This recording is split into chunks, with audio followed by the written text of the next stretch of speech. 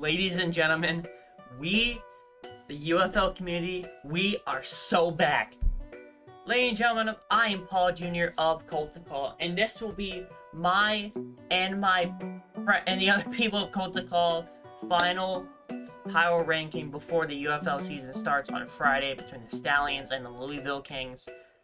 So here we go. This is my opinion, my power ranking, and then I'll get to the other people in Kult of Kaw's others. They're hot takes basically. At number 8, at the final power rankings before the season starts, I got the Louisville Kings.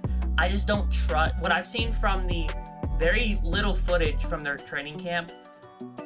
Nothing really shocks me. They got brand new head coach first year, brand new defensive coordinator for the first time, which is not a recipe for success. So I think they're going to struggle a little bit. I do think their attendance, though, on the positive side, their attendance is going to show up this Friday. They almost sell out of their stadium, so that's a good thing. Number 7, I got the Dallas Renegades. Again, from the very little footage I've seen from their training camp, nothing surprised me. And also, on the Dallas Renegades, and it also broke earlier today that Austin Reeds is going to be the starter over Perez, which Luis Perez is I don't know. I think Luis Perez is the better player. I just don't know why Dallas went with Austin Reed. We'll see if that affects them against their match against Houston on Sunday, I believe. Is this Sunday? Actually, no, Saturday. At number 6, I got the Anthony Bett Orlando Storm. I'm stuttering today. I love Beck, obviously, as a Battlehawks fan. I love what he did for the Battlehawks. He just could not get over the hump and win a playoff game. I think Orlando is going to be one of the best teams out of the new expansion teams, just because Beck has proven that he can coach in the UFL. At number 5, the Houston Gamblers. A lot of people are shitting on the Gamblers for a lot of reasons. I think their team is not bad. I think Houston Gamblers' defense is Israel Antoine definitely bushed that. Jared Clark and Major Burns. I think Major Burns is one of the best safeties in the UFL, and Dallas, him being on Dallas is a huge find. Other than that, again, nothing really surprised me. So that's number 5. Number 4, in my opinion, the best expansion team probably this year, the Columbus Aviators. They basically took the Michigan Panthers roster, moved it to Columbus, and Michigan made the UFL championship game last year.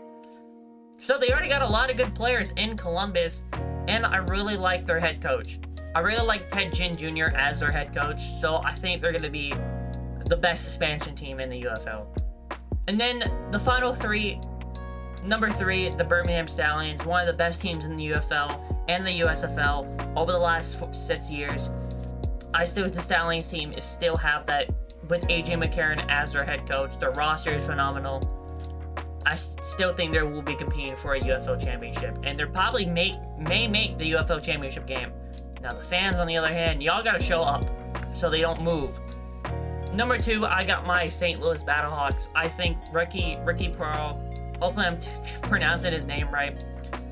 The Battlehawks defense is incredible. Travis Feeney and everyone else is amazing. I think the offense this year is being at the helm. Kareem Butler coming back. The offense is gonna shine. I think the only way that this team really just sucks is the coaching is not there, and also the offensive line. We'll see how they are against the number 1 team, in my opinion, for the UFL before the season starts, the DC Defenders. They basically got everyone back. So they're trying to run it back to another UFL championship. Hopefully they don't, and because they suck. I think they're going to lose to the Battlehawks on Saturday, but I'm also biased as hell. So I got the DC Defenders as number 1. And yeah, that was my quick UFL power ranking video. Just to recap, 8, I got the Kings, 9, the Renegade, 7, the Renegades, 6, the Orlando Storm, 5, the Houston Gamblers, 4, the Columbus Aviators, 3, the Birmingham Stallions, 2, the St. Louis Battlehawks, and 1, the DC Defenders. Let me know you guys' power rankings in the comments below. If you're seeing this on Twitter, the replies. Make sure to follow Kult of Kaw on YouTube, TikTok, and Twitter. We got a lot more content coming up with the UFL starting. We may live stream the game on Friday, trying to get it off work. I really want to, but I gotta make some money somehow. Thank you guys for watching, and I hope you guys have a good night. Law is the law. Bye-bye. Ladies and gentlemen, this video is not over. I unfortunately forgot to record our other Kult of Kaw members' hot takes. So let's talk about that real fast, shall we? Cody has said it's DC versus Brahma and it's not even close. So he's predicting the UFL Championship is going to be DC versus the Stallions. The Battle House defense is legit, and if Brandon Silvers can get the ball to our playmakers, we will light it up because it also opens up the run game, and that is so hard to defend. This is coming from the DC defensive coordinator. So he's really looking high on the Brandon Silver's offense and also the defense, which Battle House defense is underrated in my opinion, but I'm also biased. Orlando is overrated, he says, and I've never bought into the Spring King. But I like if he plays well to beat everybody. My Oregon, hopefully I'm pronouncing your name right. I'm so sorry if I'm not.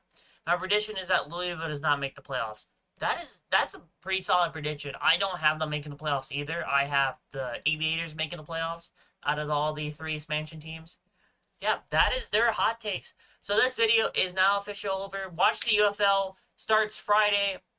Tomorrow, whenever this gets uploaded, the Birmingham Stallions versus Louisville Kings. Louisville Kings attendance should be popping. Yeah, thank you guys for watching. Have a good night or good morning. See ya.